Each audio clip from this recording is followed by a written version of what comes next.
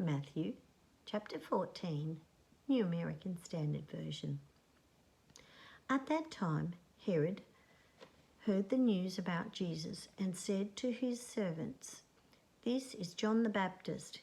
He himself has been raised from the dead, and that is why miraculous powers are at work in him."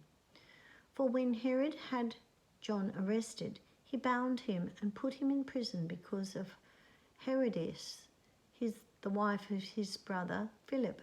For John had been saying to him, "It is not lawful for you to have her." Although Herod wanted to put him to death, he feared the crowd because they regarded John as a prophet.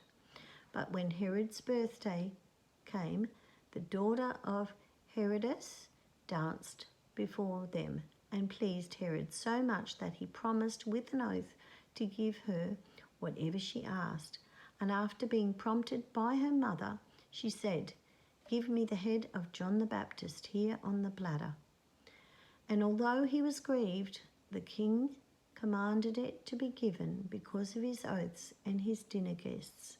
He sent word and had John beheaded in the prison, and his head was brought on a platter and given to the girl, and she brought it to her mother. John's disciples came and took away the body and buried it, and they went and reported to Jesus. Now when Jesus heard about John, he withdrew from there in a boat to a secluded place by himself. And when the people heard about this, they followed him on foot from the cities. And when he came ashore, he saw a large crowd and felt compassion for them and healed the sick.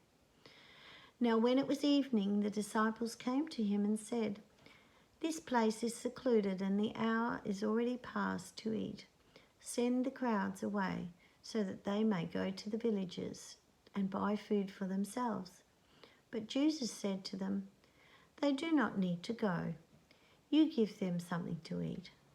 They said to him, "We have nothing here except 5 loaves and 2 fish. And he said, "Bring them here to me." And ordering the crowds to sit down on the grass, he took the 5 loaves and the 2 fish, and he looked up towards heaven, and he blessed the food, and breaking the loaves, he gave them to the disciples, and the disciples gave them to the crowd. And they all ate and were satisfied. And they picked up what was left over of the broken pieces, 12 full baskets. There were about 5,000 men who ate, beside the women and children. Immediately after, he compelled the disciples to get into the boat and go ahead of him to the other side, while he sent the crowds away. After he had sent the crowds away, he went up on the mountain by himself to pray. And when it was evening, he was there alone. But the boat was already a long distance from the land, battered by the waves, for the wind was contrary. And in the 4th watch of the night, he came to them walking on the sea. When the disciples saw him walking on the sea, they were terrified and said, "It is a ghost." And they cried out in fear. But immediately Jesus spoke to them and said, "Take courage, it is I. Do not be afraid." Peter responded and said to him, "Lord, if it is you, command me to come to you on the water." And he said, "Come."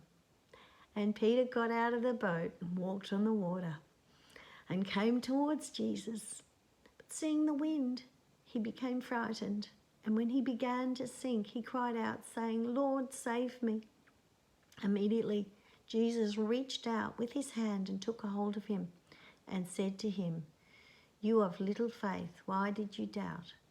But when they got into the boat, the wind stopped, and those who were in the boat worshipped him, saying, "You are truly God's Son." When they had crossed over, they came to a land at Gennesaret. When the men of that place recognized him, they sent word into all the surrounding regions and brought to him all who were sick, and they pleaded with him that they might just touch the border of his cloak, and all who touched it were cured.